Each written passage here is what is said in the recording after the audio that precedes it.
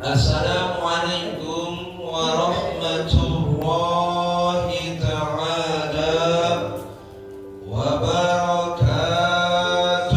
Waalaikumsalam warahmatullahi wabarakatuh. Alhamdulillah. Innal hamdalillah nahmaduhu wa nasta'inuhu wa nastaghfiruh wa na'udzu billahi min shururi anfusina wa min sayyiati a'malina may yahdihillahu fala mudilla lahu wa may yudlilhu fala hadiya lahu la haula wa la quwwata illa billah asyhadu an la ilaha illallah wahdahu la syarika lahu wa asyhadu anna sayyidana Muhammadan abduhu wa rasuluhu la nabiyya ba'dah. Allahumma shalli wa sallim wa barik ala sayyidina wa habibina wa syafi'ina wa maulana Muhammad wa ala alihi wa sahbihi ajma'in, amma ba'd.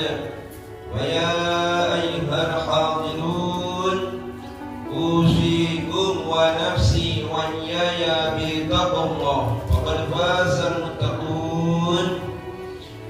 Ya ayyuhalladzina amanu taqullaha ittaqullaha haqqa tuqatih wa la tamutunna illa wa antum muslimun. Qala Allah ta'ala fi kitabil karim, a'udzu billahi samil 'alim minasy syaithanir rajim. Bismillahirrahmanirrahim. Yarfa'illahu alladhina amanu minkum walladhina utul 'ilma darajat. Al-ayat. Qala Nabi sallallahu alaihi wasallam, talabul ilmi fardhatun 'ala kulli muslim.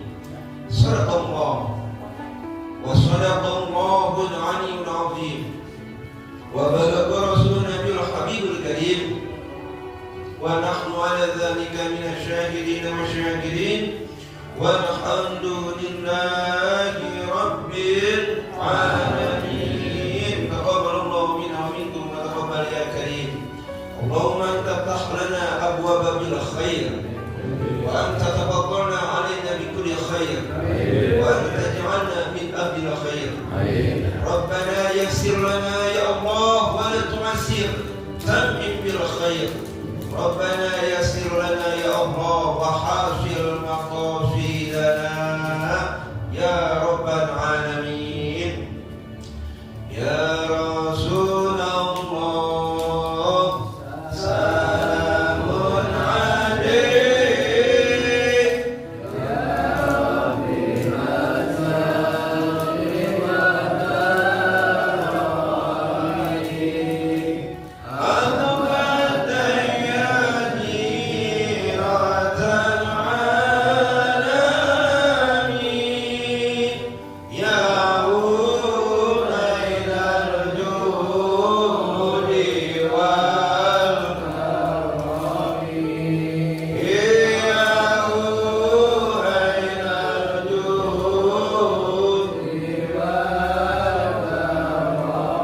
Allahumma shalli wa sallim wa barik alaihi. Semoga kita semua telah diakui dan mendapatkan pengakuan sebagai bagian daripada umatnya baginda Nabi besar Muhammad sallallahu alaihi wasallam. Kita dapat berjumpa sekaligus berkumpul bersama-sama dengan beliau, sekaligus mendapatkan suatu anugerah yaitu berupa pertolongan syafaatul ujma, dan kita semua kelak bisa kumpul kembali bukan hanya di dunia tapi bersama-sama di dalam surga, tentunya dengan mendapatkan rahmat kasih sayang dan ridho dari Allah Subhanahu wa taala. Amin ya rabbal alamin. Hadirin ma'asyiral muslimin rahimakumullah. Yang sama-sama kita hormati, wabil khusus kepengurusan dari DKM Masjid Nurul Islam, yang terhormat Bapak Andi Lesmana, Bapak Rakib, serta seluruh staf kepengurusan lainnya yang sama-sama kita hormati, kita muliakan pula. Wabil khusus kepengurusan DKM Masjid Miftahul Jannah sekaligus Ketua Paguyuban Pengajian se-RW 06, yaitu Bapak Haji Sugiarto beserta staf dan jajarannya. Kemudian yang sama-sama kita hormati, kita muliakan pula orang tua kami, kepengurusan DKM daripada Masjid Nurul Jannah, yaitu Bapak Haji Suwandi beserta kepengurusan dan jajaran yang lainnya.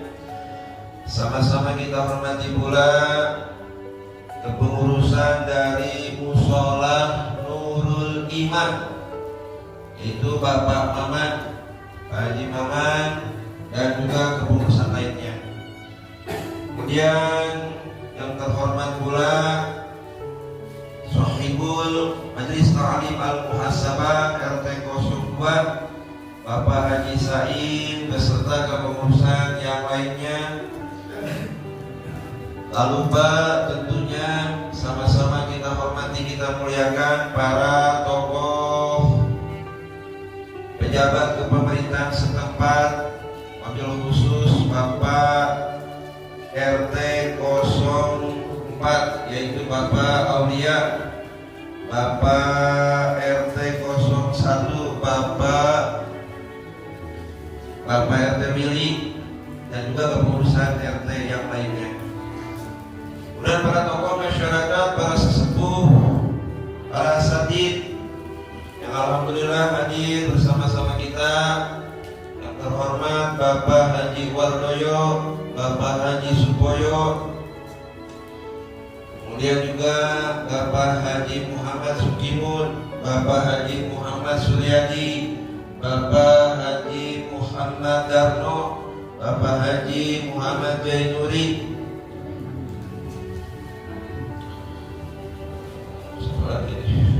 Bapak Haji Nehir, ya, kemudian semuanya ya.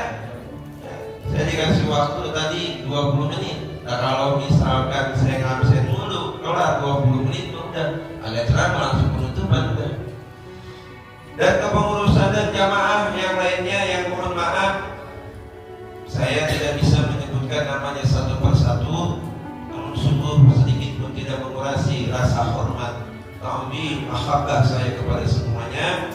Insyaallah tidaklah kita pulang dari tempat yang mulia ini kecuali Allah ampuni segala dosa dan juga kesalahan kita semua. Allah Subhanahu wa ta'ala menerima setiap amal soleh, ibadah dan juga kebaikan kita semua. Dan juga apa-apa yang kita cita-citakan, apa-apa yang kita harap-harapkan, doa-doa yang kita panjatkan, semuanya dikabul dan diijabah oleh Allah Subhanahu wa ta'ala.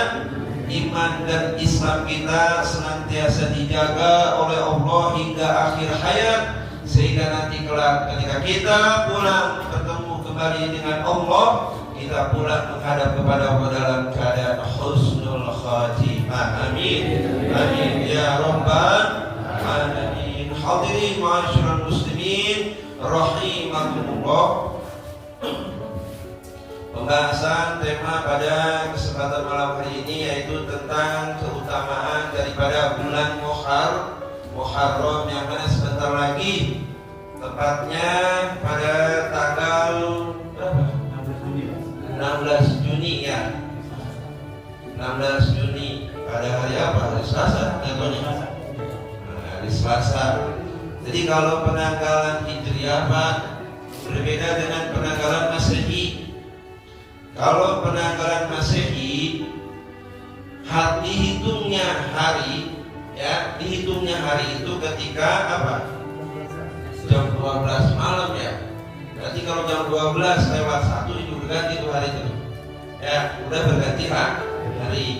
Tapi kalau dalam penanggalan Hijriah, ya bergantinya hari itu dimulai dari masuknya waktu maghrib, tenggelamnya matahari. Berarti kita kalau mau merayakan atau sekaligus memperingati daripada bulan Muharram sebagai tahun baru Islam, ya, karena dimulainya tahun baru dalam Islam itu diawali dengan bulan Muharram. Itu berarti jatuh di malam Selasa berarti ya. Benar nih, malam Selasa berarti ya. Karena jatuhnya itu berganti hari ketika tenggelamnya matahari. Gitu ya. Jadi mensyiarkan daripada tahun baru Islam itu boleh, Pak. Ya. Meskipun itu bukan bagian daripada syariat Islam, boleh. Karena itu merupakan masuknya dalam kategori apa? Budaya. Dan Islam tidak anti dengan budaya selama budaya itu masih sesuai dengan koridor daripada syariat agama Islam. Kecuali kita ngerayain tahun baru Islam dengan cara apa? Mabok, itu haram. Ya, dengan cara apa? Udah kita begadang yuk. Begadang nih mau tahun baru Islam apa? Main judi aja kita, main kafe dah, main remi, tapi duitan, pakai duit biar tambah seru. Nah, yang begitu adalah kategori haram. Ya, jadi merayakan pawai obor bukan syariat Islam, bukan syariat Islam, tapi budaya. Boleh nggak? Boleh, karena Islam tidak anti terhadap budaya. Selama budaya itu masih sesuai dengan koridor daripada syariat Islam, tidak menyimpang dari ajaran Islam, maka itu sah-sah saja. Boleh, apalagi tujuan niatnya adalah untuk lebih mensyiarkan daripada agama Islam semata-mata karena mengharapkan ridho Allah, ya. Nah, Muharram ini kalau dilihat dari sejarahnya, jadi zaman Nabi itu belum ada, Pak. Nama Muharram, bulan Muharram zaman Nabi belum ada. Jadi kalau misalkan dikategorikan penanggalan nama istilah bulan Muharram, ya, itu bisa dikategorikan dalam kategori bid'ah. Karena zaman Nabi belum ada tuh nama istilah bulan Muharram itu, zaman Nabi belum ada. Karena di zaman Nabi tahun yang dipakai itu berdasarkan dengan kejadian ketika dalam satu tahun itu ada terjadi apa nih? Misalnya contoh, sebelum Nabi lahir itu ada peristiwa yang namanya Amul Fijar. Apa itu? Peperangan, disebut dengan Amul Fijar. Peperangan ketika itu di kalangan golongan para suku Quraisy ketika itu. Sebetulnya Amul Fijar. Terus kemudian ketika Nabi lahir, bertepatan dengan Nabi lahir, ada yang namanya apa? Amul Fil. Amul Fil itu tahun gajah, ya. Kenapa disebut tahun gajah? Karena ketika itu pasukan Abraha, ya, sedang menyerang kota Mekah untuk menghancurkan kota Ka'bah. Disebutlah tentara bergajah itu, pasukan bergajah itu disebut dengan Amul Fil, gitu kan. Terus kemudian ketika zaman Nabi udah diutus nih, diutus jadi Nabi, apa namanya? Amul Husni, artinya tahun kesedihan, ya, tahun kesedihan. Kenapa disebut tahun kesedihan? Karena ketika tahun itu terjadi dua orang yang wafat, orang yang dicintai, dikasih oleh baginda Rasulullah Sallallahu Alaihi Wasallam, yaitu siapa? Paman Nabi yang bernama Abu Thalib dan juga istrinya Nabi yang bernama Ibunda Siti Khadijah. Ya, istrinya, ya, istri pertama Nabi itu Siti Khadijah meninggal secara bersamaan. Itu terjadi dalam kurun terdekat dimasak 1 tahun, maka disebut Amul Husni, tahun kesedihan. Makanya bulan Muharram itu kapan adanya? Karena bulan Muharram istilah penanggalan nama bulan Muharram ini belum ada di zaman Nabi. Kapan adanya? Ketika Sayyidina Khalifah Umar bin Khattab menjabat sebagai Amirul Mukminin. Ketika itu atas usulan daripada Abu Musa Al-Asy'ari yang menjabat ketika itu sebagai gubernur, itu ketika surat menyurat bingung. Ini surat nggak ada tanggalnya, ya kan? Nggak ada penanggalannya, bingung. Udah diajukan kepada Khalifah Sayyidina Umar, ya kan? Kapan ini tanggalnya, ini bagaimana? Nah, kemudian Sayyidina Umar mengumpulkan para sahabatnya untuk mencetuskan daripada penanggalan hitungan hari dalam Islam itu bagaimana nih, dihitungnya dari kapan. Kumpulin sama sahabat, ada berbeda pendapat nih sahabat nih. Ada yang mengusulkan dari mulai lahirnya Nabi, ya, dari mulai lahirnya Nabi. Udah dari situ aja tanggal 1 Hijriahnya, gitu kan. Ada lagi pendapat, banyak pendapat, perbedaan pendapat, tapi yang dipakai adalah pendapatnya Sayyidina Ali bin Abu Thalib, yaitu pada saat hijrahnya Nabi dari kota Makkah ke kota Madinah. Disitulah dimulai penanggalan 1 Hijriah, bulan Muharram.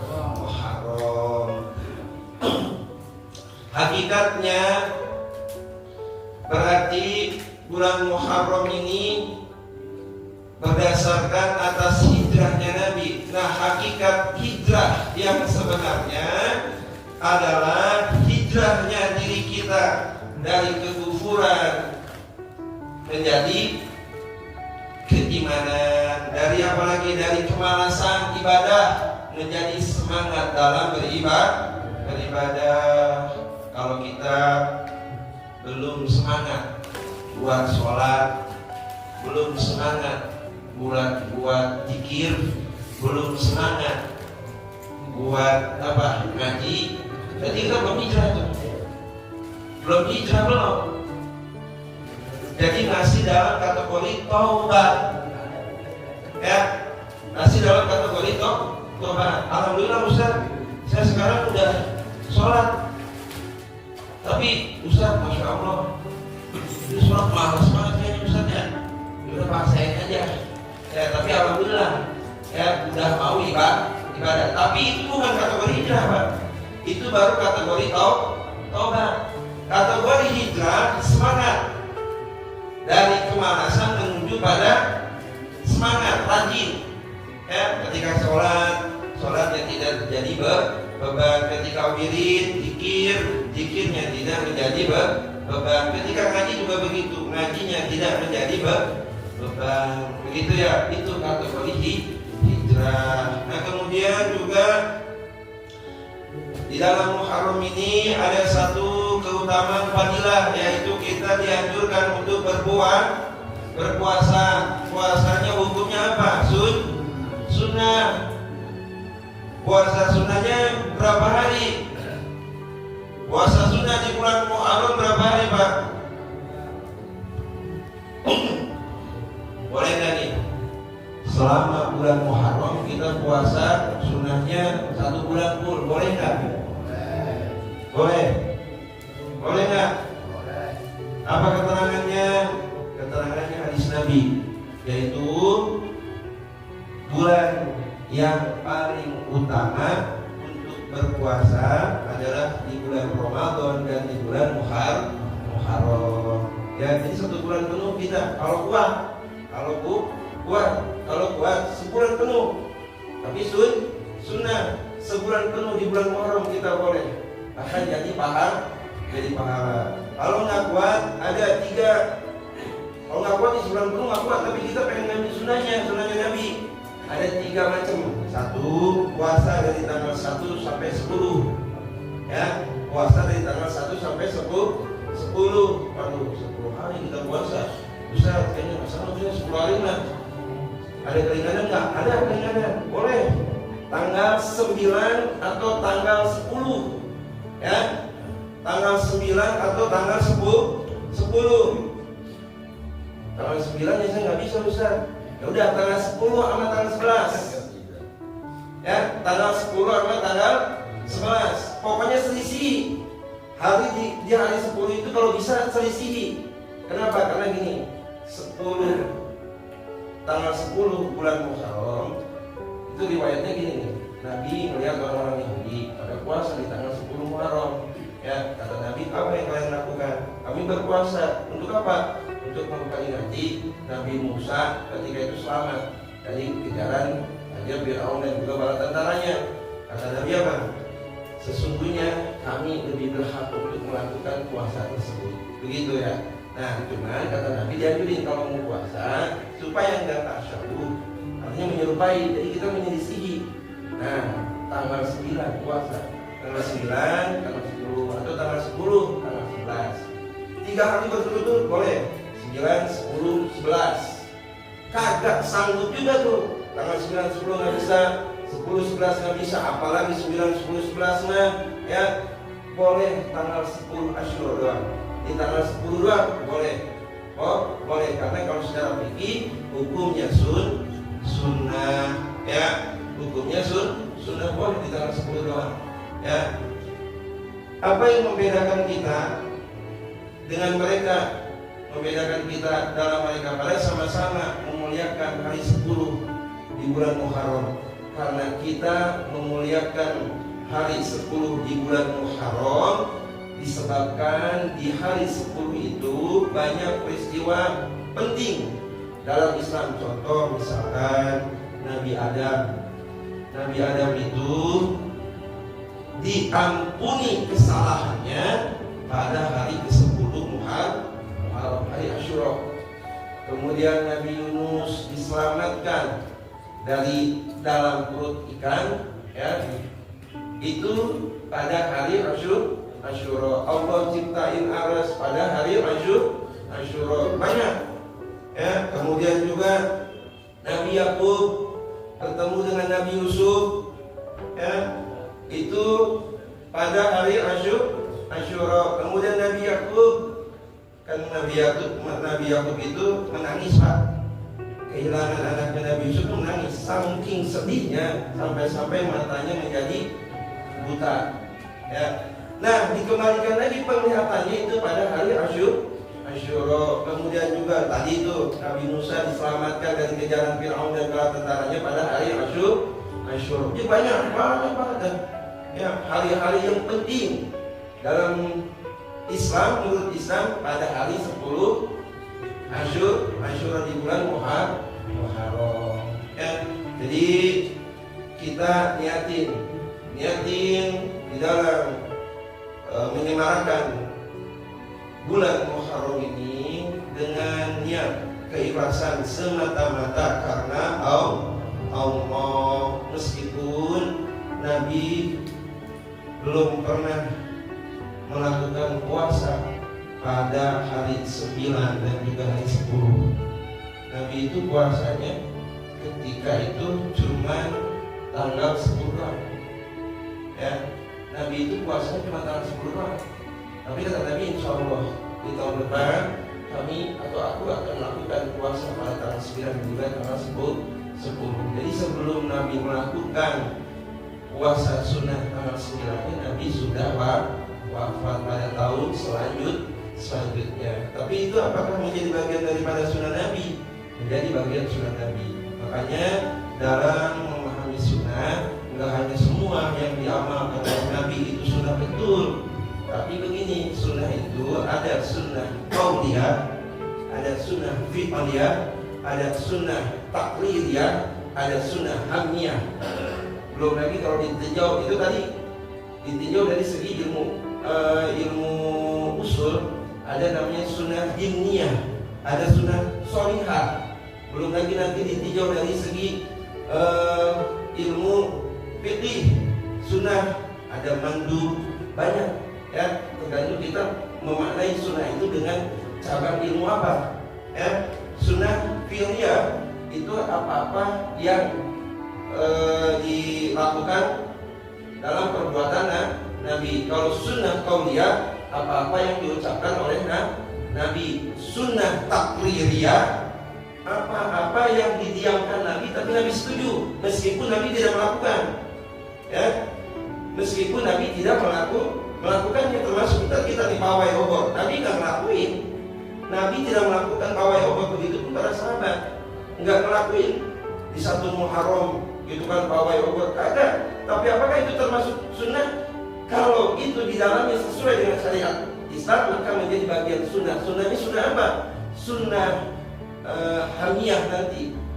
Setelah takririyah itu hamiyah. Takririyah itu adalah sesuatu yang dilakukan oleh sahabat meskipun Nabi nggak ngajarin, Nabi nggak melakukannya. Ya, ketika hal itu dilakukan oleh sahabat Nabi diam. Tapi diamnya Nabi tanda setuju. Contoh misalkan nggak ada riwayat sholat subuh kita aja ditambahin dengan kalimat apa? Sholatu khairun minan naum. Nggak ada. Kenapa itu ada? Karena itu adalah inisiatif daripada Sayyidina Nabi Bilal. Ditambahkan di depan Nabi nih. Depan Nabi tambahin khusus sholat subuh, ajarnya ditambahin sholatu khairun minan naum. Nabi nggak melarang, Nabi juga nggak tidak membatalkannya. Diam Nabi, tapi diamnya Nabi tanda setuju. Atau yang lain, misal contoh Sayyidina Bilal, ya Bilal, amalan apa yang kamu lakukan sehingga aku ketika Mi'raj mendengar suara trompa, suara sendalu di surga? Apa Sayyidina Bilal? Aku selalu mendawamkan yang namanya habis wudu itu melakukan sholat sunnah wudu. Sholat sunnah wudu apa diajarin sama Nabi? Apa namanya nganjurin kepada Bilal? Enggak. Nabi tidak menganjurkan, itu inisiatif Sayyidina Nabi Bilal. Nabi nggak nganjurin, Bilal habis wudu sholat sunnah. Enggak Pak, nggak ada riwayatnya, silakan. Dari kutub Sitah, Imam Ibnu Majah, Imam Bukhari, Imam Muslim, hadis yang memerintahkan Nabi untuk sholat sunnah wudu kepada Sayyidina Bilal nggak diketemukan. Itu inisiatif Sayyidina Nabi Bilal, tapi Nabi mendiamkan. Artinya Nabi setuju. Kemudian hamiyah, apa itu sunnah hamiyah? Suatu perkara, perbuatan yang Nabi belum sempat melakukannya. Nyuruh enggak, Nabi pun tidak melakukan hal tersebut. Nah, sunnah hamiyah termasuk itu tadi tuh. Puasa pada tanggal 9. Ya. Itu sunnah. Jadi pemahaman sunnah itu kalau dijauhin panjang. Ya. Jangan sampai nanti dibentur-benturkan antara sunnah dengan bid'ah. Ya, jangan dibentur-benturkan gitu. Pahami dulu, kaji dulu. Apa sih sunnah, apa sih bid'ah, kaji dulu yang lebih dalam, sehingga nanti kita tidak mudah untuk menjustifikasi saudara-saudara kita yang melakukan perbuatan-perbuatan di lain pola pikir pemahaman kita. Semua adalah saudara kita. Kan pernah saya jelasin, selama kita sama-sama bertauhid la ilaha illallah, itu masih saudara kita. Adapun perbedaan dalam masalah furungnya itu kita jadikan sebagai rahmat, kecuali perbedaan dalam masalah usul. Aswaja al-sunnah wal jamaah, kita menerima setiap perbedaan apapun juga dalam hal ikhtilaf. Ikhtilaf itu puru itu cabang. Ya, kita terima. Dia mau begini dia sholatnya, nggak apa-apa. Ya, dia mau kok begitu nggak apa-apa. Berbeda sama kita nggak apa-apa. Dalam hal masalah puru, contoh ada yang sholatnya subuhnya pakai kunut, ada yang enggak, betul. Nah, itu perbedaan asma. Imam Syafi'i juga kunut, Imam Ahmad enggak. Itu imam mazhabatul arba, itu imam Ahlussunnah wal Jamaah. Jadi perbedaan itu jangan dijadikan perselisihan, jangan. Tapi jadikan perbedaan itu menjadi indah, menjadi corak keberagaman kita dalam kita beragama. Yang penting masih sesuai, ada referensi rujukannya, kecuali perbedaan dari segi inhiraf. Apa itu inhiraf? Penyimpangan. Ya, penyimpangan. Contoh misalkan begini. Sekarang yang lagi rame apa? menormalisasi akan kemaksiatan dan juga penyimpangan dalam kodrat fitrahnya manusia. Yang lagi ramai sekarang apa Pak? Peristiwa. Yang lagi ramai apa kan? LGBT ini lagi ramai kan? Ya. Ada sebagian pendapat orang-orang yang punya paham liberal, LGBT itu manusia yang mempunyai hak atas kemerdekaannya dia. Artinya apa? Bebas dia menentukan pilihannya. Mau jadi gay, mau jadi lesbi, mau jadi transgender, kan gitu ya? Ya kan? Mau jadi biseksual, ya kan? Ya, terserah dia, kebebasan dia. Ya. Nah, Islam nggak gitu. Kenapa? Kita menerima setiap perbedaan selama itu masih sesuai, ya, sesuai dengan fitrahnya. Tapi kalau sudah menyimpang, inhiraf, kita tolak Pak. Ya, kenapa LGBT ini tidak sesuai dengan fitrahnya manusia? Begitu maksudnya.